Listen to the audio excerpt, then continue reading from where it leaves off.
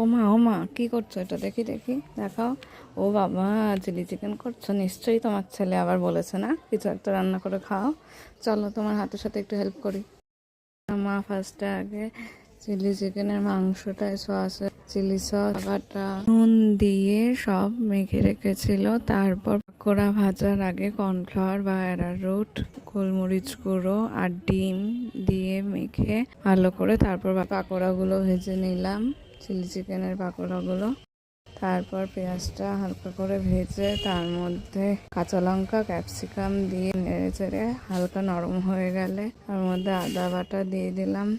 একটু সোয়া সস দিয়ে ভালো করে নেড়ে চেড়ে একটু টমেটো সস এক হাতা দেবে। সবাই নুন আর সসটা তোমাদের মাংসের পরিমাণ মতো দেবে। অল্প করে গোলমরিচের গুঁড়োও দিতে পারো।